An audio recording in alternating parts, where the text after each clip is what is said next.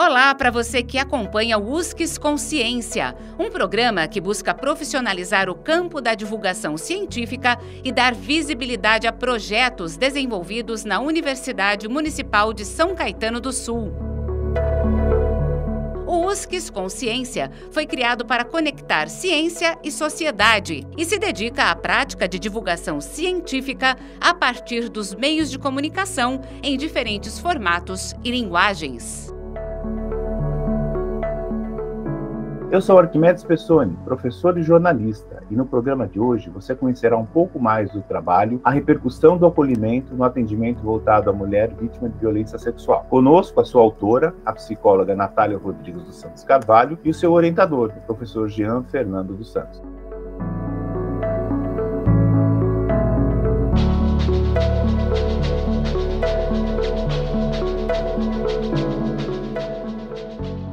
Sejam bem-vindos ao nosso programa. E eu já começo com a primeira questão, que é sobre o tema, né? A mídia tem discutido bastante a temática violência contra a mulher, principalmente a partir do aumento dos casos em relação ao período de pandemia, né? E também por causa do feminicídio, né? O aumento do registro de feminicídio. A pergunta é, a escolha do tema foi anterior a isso ou a partir disso? A escolha ela foi anterior de tudo isso, né? Quando eu entrei na universidade, eu já tinha como prévia essa escolha de tema, justamente por conta da cultura, né, no país, dessa cultura de estupros, da violência sexual por parte da mulher. Então, eu já tinha esse interesse. E conforme os números aumentando cada vez mais, foi aumentando também o interesse e surgindo cada vez mais essa busca ativa referente a estudos, e por isso foi aumentando esse desejo de trabalhar com esse tema.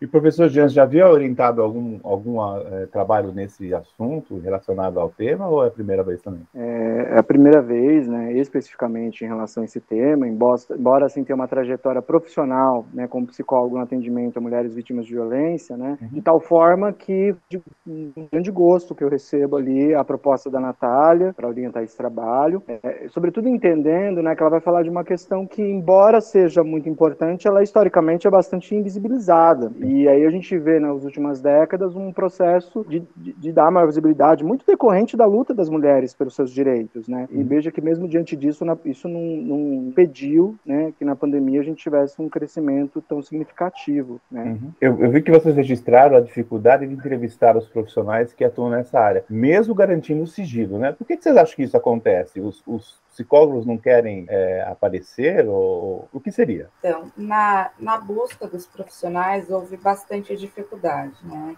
E essa dificuldade se dá, acredito eu, justamente por conta dessas questões referentes aos protocolos que são aplicados, né? Cada unidade ela tem os seus próprios protocolos. Mesmo a gente tendo o protocolo central, cada instituição ela vai aplicando os seus protocolos personalizados. Então, diante disso, ela vai tendo certo receio de se expor, né? Mesmo a gente entregando essa questão do sigilo, tendo essa questão do pessoal, né? O profissional fala assim, será que vai expor a minha pessoa? Né? E você explica, não vai ser exposto.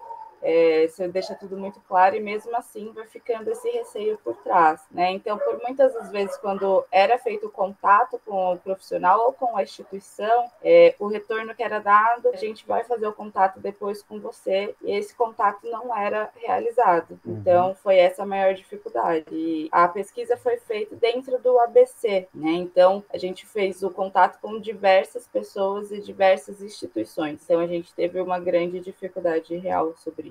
No caso desse trabalho, ele mostra um diferencial em relação aos estudos, né?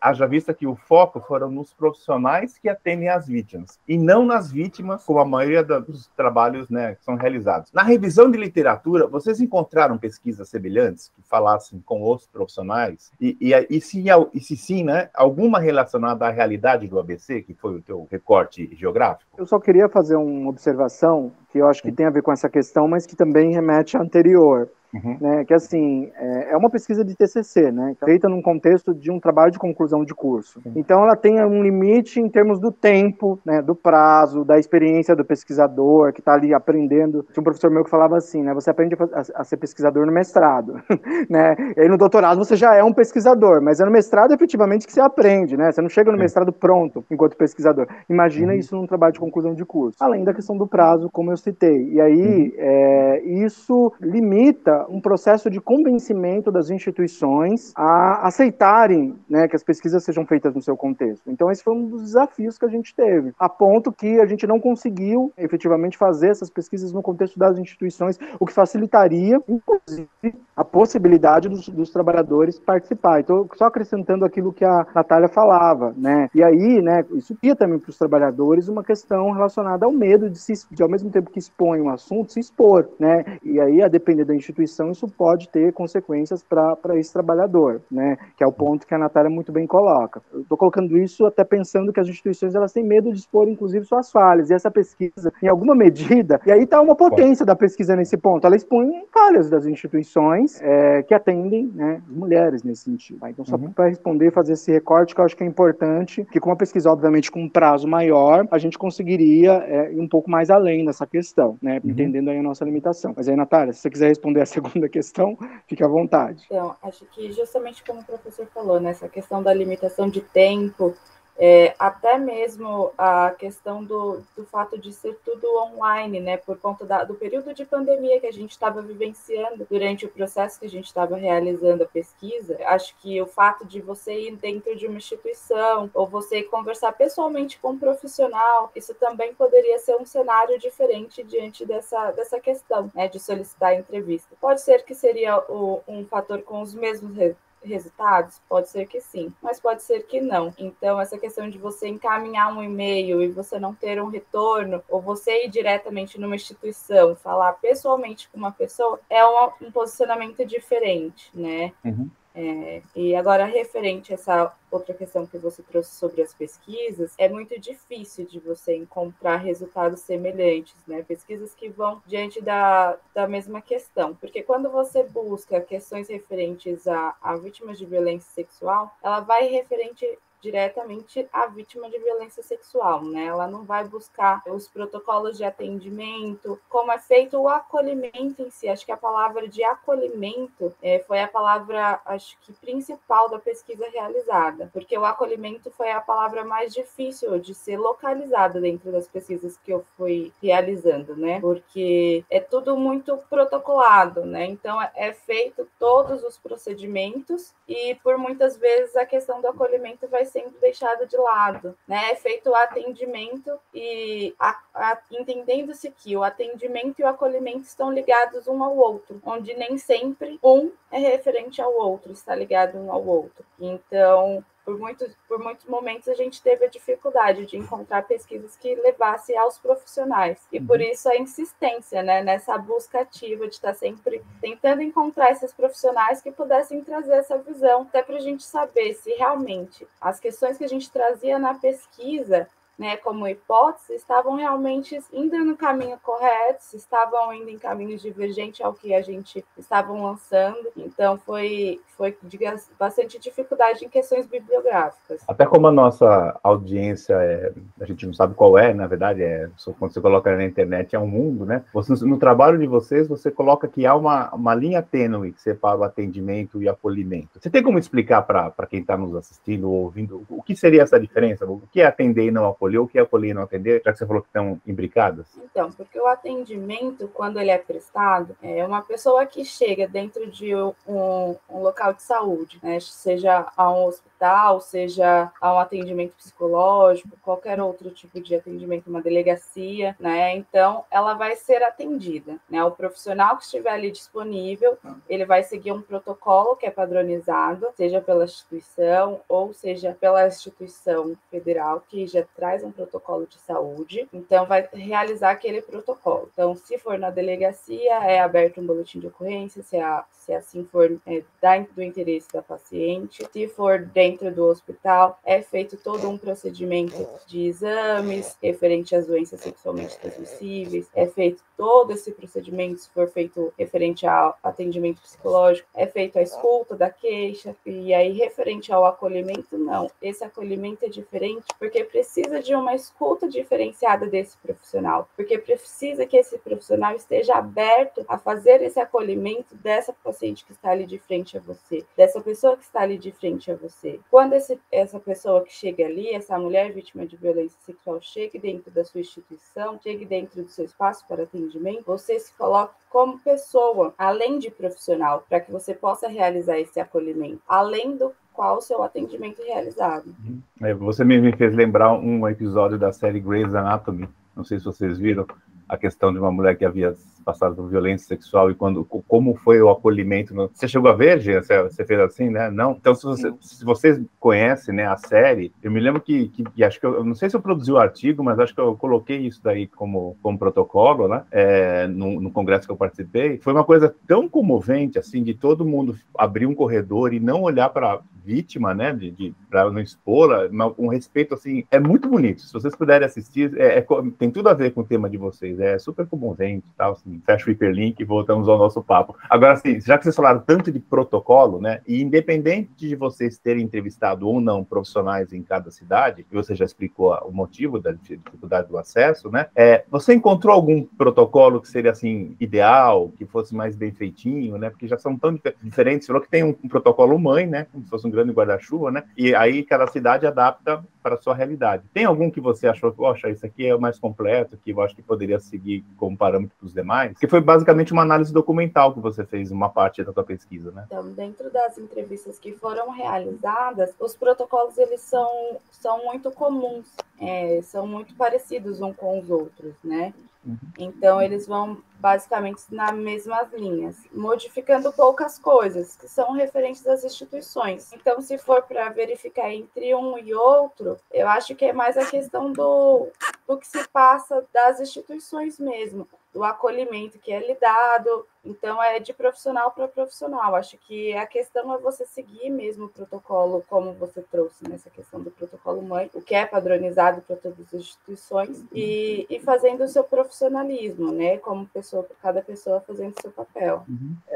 Assim, eu acho que aí, nesse sentido, é importante ressaltar que sim, o protocolo, né, como a Natália coloca, ele é importante. Mas, assim, é importante até, sobretudo, porque é o protocolo que garante acesso, na medida em que o protocolo ele vai numa direção da normativa de que, assim, em todo lugar você precisa garantir esses parâmetros de atendimento para a mulher. Só que o protocolo não garante necessariamente a humanização do processo, que aí o acolhimento ele vai proporcionar de uma certa forma. E aí esse acolhimento ele precisa, obviamente, de princípios teóricos técnicos que orientem, ele precisa partir, inclusive, de uma perspectiva de reconhecimento da revitimização como um fenômeno que nós temos quando se trata da questão da violência contra a mulher. Além de ela sofrer a violência pelo ato da violência sexual, ela sofre a violência novamente, vivencia mais uma vez a questão da violência no contexto do atendimento institucional. Então, não reconhecimento disso, que não é garantido em si por um protocolo, mas é garantido com educação continuada, é garantido com uma equipe bem preparada, uma equipe, sobretudo, interdisciplinar, né, que debata bastante essa questão e que operacionalize isso. Se você não tem essa garantia,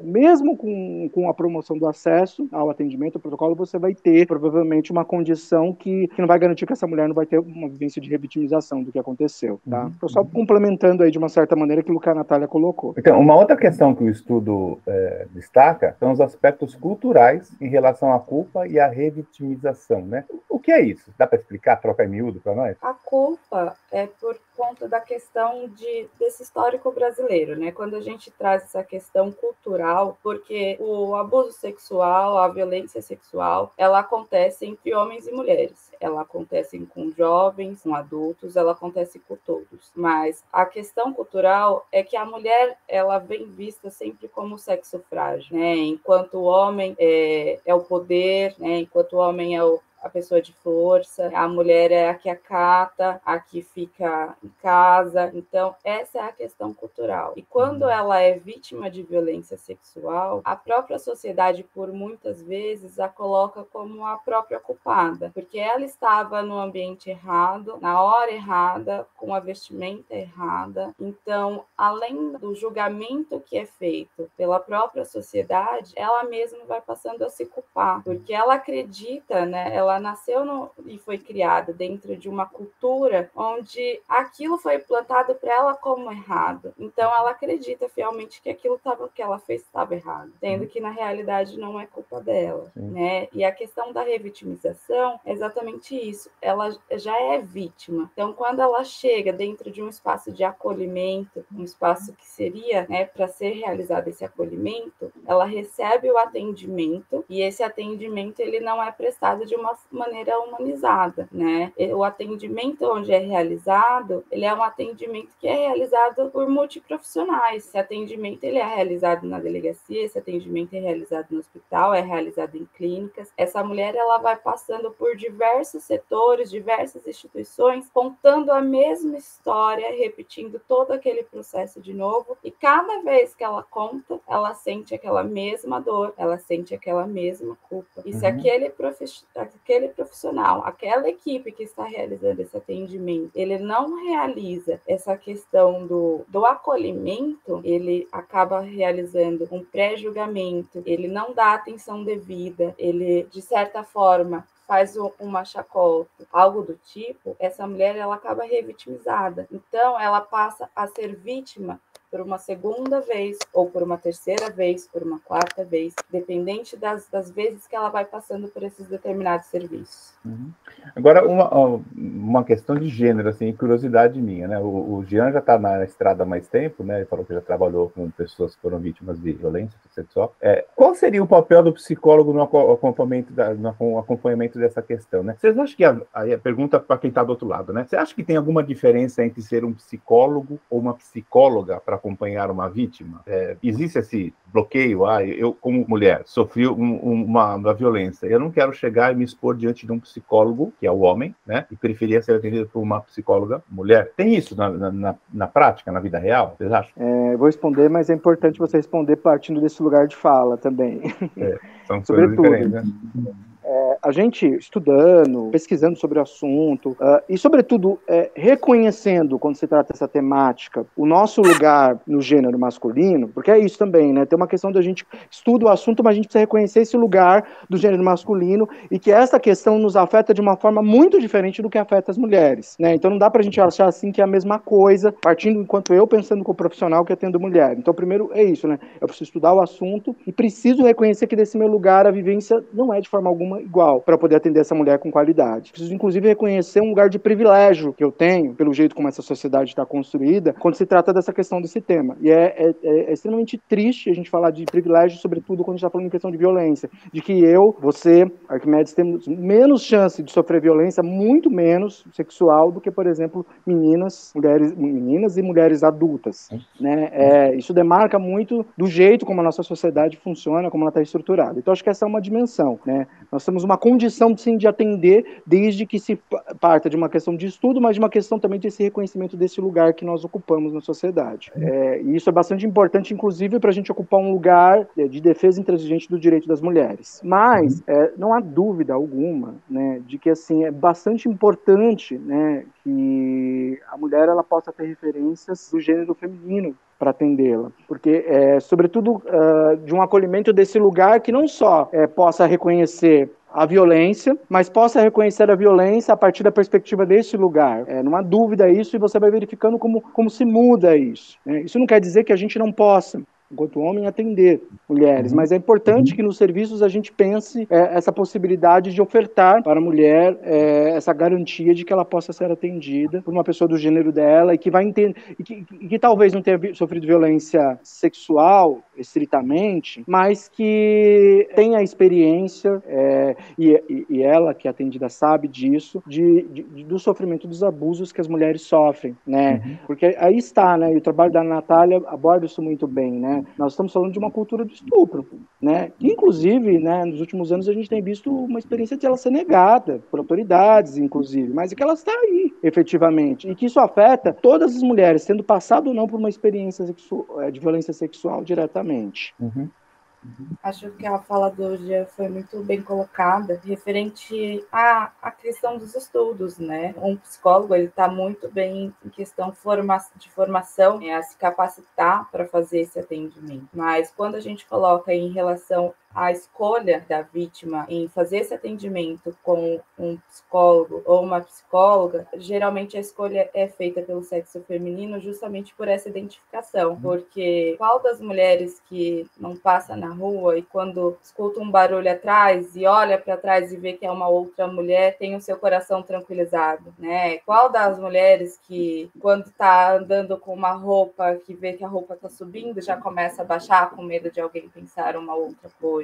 Então, esse processo de identificação, como ele bem disse, sabe? E muitas vezes não da questão da violência em si, né? Que também é algo muito comum, porque a violência sexual é algo que, por muitas vezes, ela não é exposta, né? Muitos casos, eles não são repassados, né? As pessoas guardam para elas justamente, às vezes, por conta de ser alguém conhecido, ser alguém da família, ser algum parceiro, mas sempre quando você passa, eu sou vítima de violência sexual, você encontra alguém que também foi, né? Então, esse lugar de acolhimento é muito mais amplo quando existe essa pessoa que passou por uma situação próxima da que você passou, convive com cenas que você convive diariamente, então talvez essa escolha se fortifique por conta disso. De minha parte, eu não tenho mais perguntas. Vocês gostariam que eu perguntasse alguma coisa que vocês acham que eu deixei passar? Vocês querem falar alguma coisa? Fique à vontade, assim. Eu acrescentaria, talvez, uma discussão assim, muito rápida sobre a questão do enfrentamento da violência contra a mulher. Eu acho que isso é uma coisa que é sempre importante a gente poder falar, porque a violência contra a mulher a gente tem uma possibilidade pela psicologia, por outras áreas do conhecimento, né? Tem que ser um debate sempre interdisciplinar, né? Na medida em que a gente promove políticas públicas, obviamente, para o cuidado da mulher, quando já aconteceu ali a violência, né? Para oferta do cuidado, para ofertar acesso do direito à proteção, à justiça, à saúde, sem dúvida alguma, no momento em que ocorre isso é muito importante, mas também, né, paralelamente a isso, a gente precisa fazer um investimento bem amplo em políticas que vão na linha da prevenção. E a gente previne na medida em que a gente garante toda essa estrutura em termos de políticas públicas, mas em que a gente debata isso, né? A gente debata isso por meio de iniciativas como essa, né, desse programa, desse projeto, né, que vai divulgando pesquisas, né, com um tema como esse, tão relevante, mas debatendo na sala de aula, na universidade, né, incluindo isso de uma forma transversal no currículo das áreas da saúde, das áreas de comunicação, das áreas de educação, trazendo isso para o meio corporativo, para discussão nos contextos das empresas, das instituições, das organizações, e também, aí falando em política pública ainda também, numa linha de você ter trabalhos de promoção da saúde nos territórios, você ter trabalho